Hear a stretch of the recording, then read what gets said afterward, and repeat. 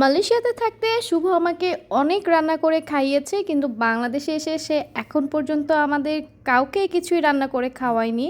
তাই আমরা আজকে তার কাছে আবদার করলাম যে আজকে তুমি রান্না করে খাওয়াবে, অ্যান্ড অবভিয়াসলি তাকে হেল্প করার জন্য আমি তো আছি। আর আমরা কিন্তু গান শুনছি, চিল করছি আর কাজ করছি। গান শোনার কারণে আমার ভাইপো নাচানাচি শুরু করে দিয়েছে।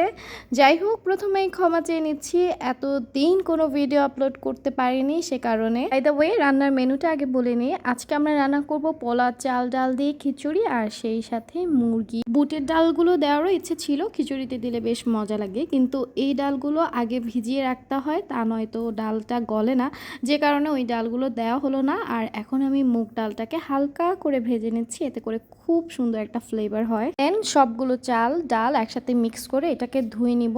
আর আমার যে বাসার হেল্পিং হ্যান্ড আছে, ও আমাকে যাওয়ার আগে পেঁয়াজ মরিচ অ্যান্ড মশলা যা যা প্রয়োজন হয় সব কিছু গুছিয়ে দিয়েছে।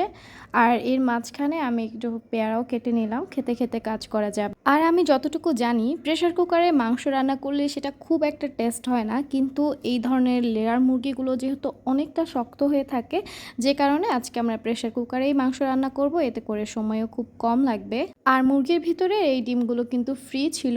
যাই হোক, শুভ অনেকক্ষণ ধরে মশলাটাকে কষিয়ে নিচ্ছে। ও সবসময় বলে যত মশলা কষাবে মাংসের স্বাদ তত বেশি হবে। ইনফ্যাক্ট মাছেও অনেকক্ষণ কষিয়ে কষিয়ে ও রান্না করে। আচ্ছা, আর কাজের বুয়াকে দিয়ে যে কয়েকটা পেঁয়াজ কাটিয়েছিলাম সেগুলো সবগুলো শুভ মাংসে দিয়ে দিয়েছে। তাই ভাবি আবারও আমাকে কিছুটা পেঁয়াজ কেটে দিচ্ছে, আমি খিচুড়িটা বসিয়ে দিব। তাই ট্রাস্ট মি, খিচুড়িটা এতটা পারফেক্ট কিভাবে হলো জানি না, কেন কি আমি সবসময় রাইস কুকারে খিচুড়ি রান্না করি, পানির পরিমাণটা সেভাবে আমার জানা নেই, যে কারণে রাইস কুকারে যেভাবেই রান্না করি না কেন হয়ে যায়। বাট কড়াইতেই প্রথম আমি খিচুড়ি রান্না করলাম, যা কিনা এতটা পারফেক্ট হয়েছিল। আগে পেঁয়াজগুলো বেরেস্তা করে নিয়েছিলাম, অ্যান্ড এখন আবার মশলা বসিয়ে পেঁয়াজ দিয়ে নাড়াচাড়া করে আমি পোলাও চাল ডাল সব কিছু দিয়ে একটু গরম পানি করে দিলাম। গরম পানি দিলে খুব তাড়াতাড়ি রান্নাটা হয়ে যায়, সে কারণে। আর এই ভিডিওটা ছিল গত শুক্রবারের ভিডিও, সো আমাদের রান্নাটা খুব তাড়াতাড়ি করাটা জরুরি ছিল। সবাই নামাজ পড়ার পরই বাসায় খেতে চলে আসবে। আর এদিকে কিন্তু রান্নাটাও হয়ে গেল। লাস্টলি আমি কিছু কিশমিশ অ্যান্ড হচ্ছে পেঁয়াজের যে বেরেস্তা করে রেখেছিলাম সেগুলো দিয়ে দিলাম। খিচুড়িতে কে কে কিশমিশ পছন্দ করেন তা কিন্তু অবশ্যই কমেন্টস করে জানাবেন। দেন আমি নামাজ টামাজ পড়ে চলে আসলাম কিচেনে আবার এই খাবারগুলো সার্ভ করতে, যেহেতু বাসায় কিছু মানুষজন চলে এসেছে, ওদেরকেও খাওয়াবো, আমরা সবাই একসাথেই খাবো। অ্যান্ড এখন আমরা পিঠা বানাবো। আমরা দুপুরে খাবার দাবারের পর একটু রেস্ট নিয়েছিলাম, এরপর সন্ধ্যার দিকে আমরা পিঠা বানানোর আয়োজন শুরু করে দিয়েছি। আর আজকে আমরা বানাবো পাটিসাপটা পিঠা। শীতকালে প্রায় সবার ঘরেই কম বেশি পিঠা বানানো হয়।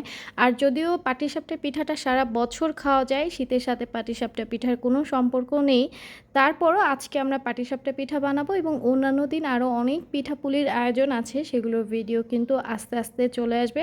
পাটিসাপটা পিঠার মেইন যেটা দরকার সেটা হচ্ছে এই গোলাটা। এই গোলাটা যদি ভালো মতো গোলানো হয় তাহলে খুব ভালোভাবে পিঠা হয়, ওঠানোর সময় অনেক ইজি হয়।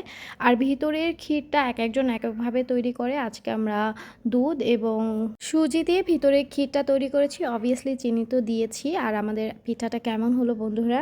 তো যাই হোক, এরপর আমাদের আরও অনেকখানি গোলা বেঁচে গিয়েছিল, সে কারণে আমরা আজকে ডিম সুন্দরী পিঠা বানাবো। যদিও ডিম সুন্দরী পিঠাটা অতটা সুন্দর হয়নি, তোমরা পরে দেখলে সেটা বুঝতে পারবে। এতক্ষণে রান্নার খিচুড়ি এবং পাটিসাপটা পিঠা মোটামুটি সবাই পারে, ভেরি কমন। বাট এখন আমি যে ডিম সুন্দরী পিঠাটা বানাবো এটা কিছুটা আনকমন, এর জন্য পুরো রেসিপিটাই এই ভিডিওতে থাকবে। ডিম সুন্দরী পিঠা যেহেতু বলেছি সেহেতু ডিমের ব্যবহার থাকবে।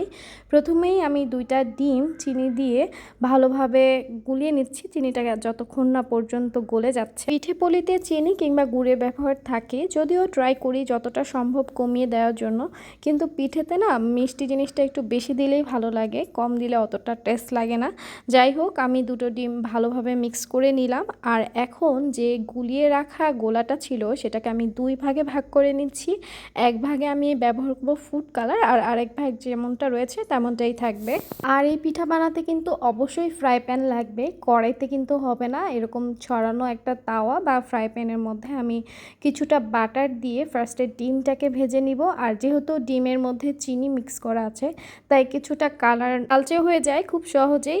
যাই হোক, এই ডিমটা এইটা হয়ে যাওয়ার পর এটাকে খুব সুন্দরভাবে রোল করার পর আবারও আমি সেই পাটিসাপটার গোলা দিয়ে সেটাকে পেঁচিয়ে পেঁচিয়ে ডিমের সাথে রোল করে নিচ্ছি।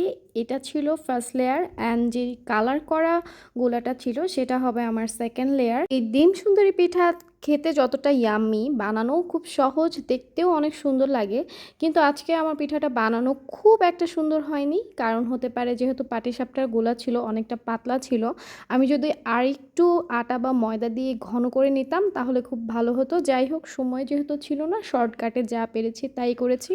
পিঠাটা হালকা ঠান্ডা হয়ে যাওয়ার পরেই আমি চাকু দিয়ে কেটে নিচ্ছি, বেশি ঠান্ডা হয়ে গেলে শক্ত হয়ে যেতে পারে। আর এই ছিল আজকে আমার পুরো দিনের রান্নাবান্নার ভিডিও। আই হোপ আপনাদের সবার খুব খুব খুব ভালো লেগেছে। আপনারা সবাই ভালো থাকবেন এবং আমার জন্য দোয়া করবেন। আমিও আপনাদের জন্য দোয়া করি। আল্লাহ হাফেজ সবাইকে।